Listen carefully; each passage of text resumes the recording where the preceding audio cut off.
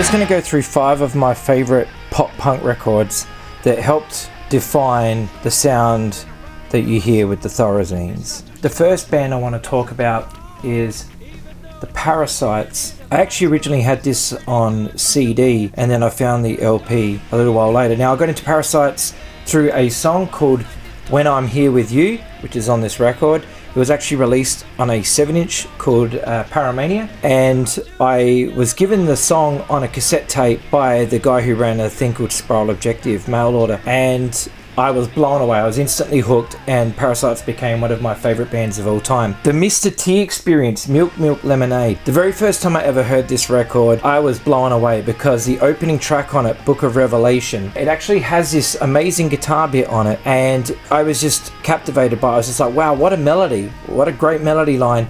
And not only that, the lyrics were fantastic. They do a great version of The Smiths with the song What Difference Does It Make. Love American Style is amazing. I Love You But You're Standing on My Foot, so good. It is just such a great record the whole way through. There is no duds on this record, and even though I love every single record the Mr. T Experience ever did, this one still stands out in my mind because it was the first one that I ever heard. This one's a no-brainer. The very first Green Day record. Anybody who was into Green Day before the Dookie explosion in '94 would probably feel the same way about how good this record was. I remember the very first time I ever heard Green Day, it was the song Paper Lanterns. I was immediately blown away by the Slappy EP and went out and bought this album. For years I didn't know what At the Library with Wubba Sawaska meant. I believe it now means marijuana. And on the CD version, if you turn over your CDs and have a look, it's actually just called At the Library. There is no Wubba Sawaska. So there you go. This I bought, I can't even remember when, a long time ago, 91 or something like that, 92.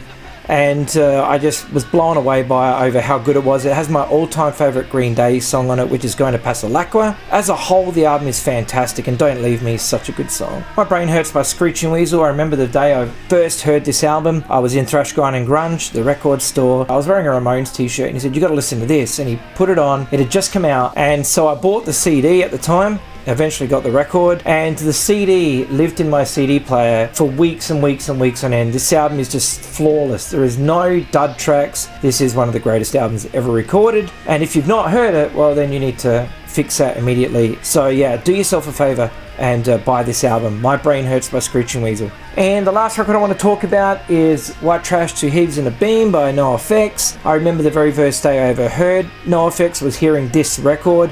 I heard the song Sold Out and immediately I was hooked, and so I ended up getting the CD at the time, but I since bought the record because I bought the NoFX box set and all the records came in the box set. This record is phenomenal. It's just flawless from start to finish.